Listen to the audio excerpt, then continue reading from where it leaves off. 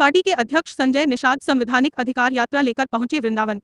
निषाद समाज को उनके अधिकार दिलाने के लिए निषाद समाज पार्टी द्वारा संवैधानिक अधिकार यात्रा निकाली जा रही है। सहारनपुर से शुरू हुई यह यात्रा 70 दिन बाद मथुरा पहुंची। प्रदेश की 200 विधानसभा क्षेत्रों से होते हुए इस यात्रा का समापन सोनभद्र में होगा। यह यात्रा उन विधानसभा क्षेत्रों में होकर निकाली जा रही है जहां निषाद समाज की मौजूदगी है।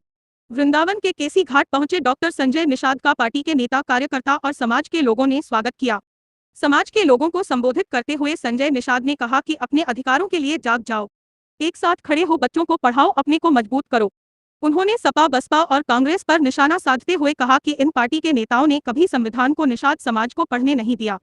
सपा अध्यक्ष अखिलेश यादव के उस बयान पर जिसमें उन्होंने चुनाव आयोग पर निशाना साधा था, उस पर प्रतिक्रिया देते हुए कहा कि जब वह 43 सीट जीते हैं उस समय क्या चुनाव आयोग हिमालय चला गया था? अगर 43 सीट जीत गए हैं तो 43 सीट वापस कर दें, तब चुनाव आयोग पर बयान दें। उन्होंने कुंभ में हुई भगदड़ और मुख्यमंत्री द्वारा अधिकारियों पर जताई नाराजगी पर कहा कि चूक तो कहीं न कहीं हुई है, उस पर जांच चल रही है। जांच की रिपोर्ट जब तक न आ जाए तब तक उस पर कहना उचित नहीं है, लेकिन यह है कि आगे ऐसी घटना न हो, इस पर हम लोगों को मिलकर प्रयास करना चाहिए। से चलता है, बेईमान को हटाने के लिए हर 5 साल बाद डालने का अधिकार है जनता को। संविधान में मिला हुआ प्रदत्त अधिकार जो नहीं देता है उसे समाज हटा देता है। ये संवैधानिक अधिकार यात्रा है।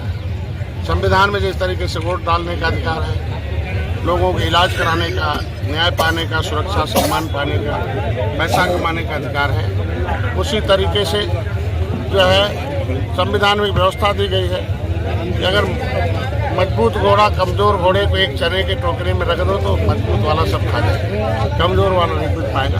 कमजोर वालों के लिए व्यवस्था दी गई है कि कमजोरों के साथ संविधान खड़ा है।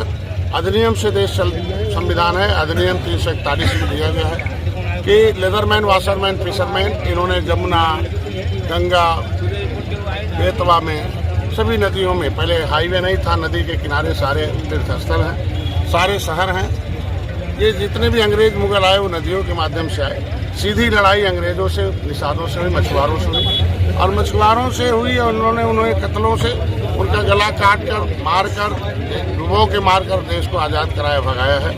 कभी भगवान राम को पार उतार कर दिखाया है।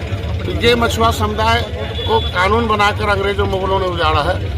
ऐसे में इनको बसाने के लिए criminal tribes site inquiry committee Anantha सेमेनंगार 1949-50 ये 74 प्रकार की व्यवस्था की इनको, ये देश को आज़ाद कराने वाली जातियां हैं। इनके पुरखों को कानून से उजाड़ा गया है। ऐसे लोगों को व्यवस्था दी जाए।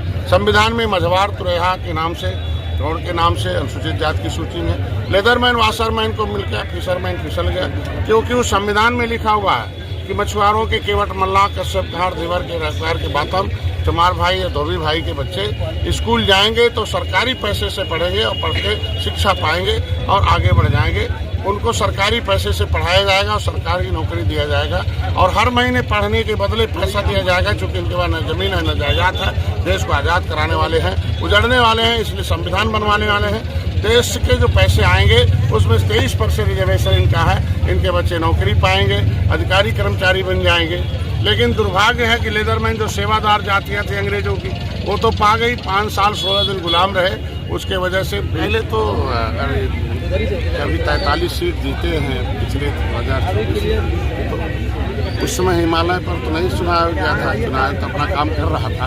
तो क्या 43 सीट चुनाव की गलती से जीत गए हैं? अगर गलती से जीत गए तो 43 सीटें वापस कर दें और उसके बाद तक चुनाव आयोग पर कोई आरोप प्रत्यारोप नहीं। बड़े नेता हैं इस तरीके से। मंत्री जी, प्रयागराज को लेकर के मुख्यमंत्री ने मीटिंग की, अधिकारियों पर नाराजगी जताई, कहीं ना कहीं लगता है कि व्यवस्था के देखो चूक तो कहीं न कहीं हुई है, उसके जांच चल रहा है। जब तक जांच का रिपोर्ट नहीं आ जाए तब तक कुछ कहना उसमें ठीक नहीं है। लेकिन ये है आगे ऐसी घटना न हो, उस पर हम लोगों को मिलकर प्रयास करना चाहिए और सब परिवारों को। यमुना को लेकर के बातें होती हैं कि पहले कहा जाता था दिल्ली हमारे पास नहीं है, अब आपके पास दिल्ली है, उत्तराखंड है, उत्तर प्रदेश है, हरियाणा है।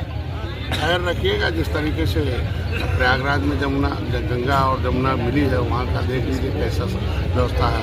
एनजीटी मतलब दुनिया में कुछ पर्यावरण की सराहना की गई है। तो उसी तरीके से जमुना भी साफ होगी और जमुना भी देखने को मिलेगा। और जो भी आपके सपने हैं वो हमारी एनडीए सरकार मोदी योगी के नेतृत्व में पूरा। आपने कहा चूक हुई प्रयागराज में, किस लेवल पर लगता है कि चूक हुई है? अब वो तो जांच का विषय है, क्योंकि संवैधानिक संस्था जांच की है, तो जब तक जांच नहीं आ जाए तब तक कोई नहीं बयान देना। जितने देर जांच आएगा उस पर विचार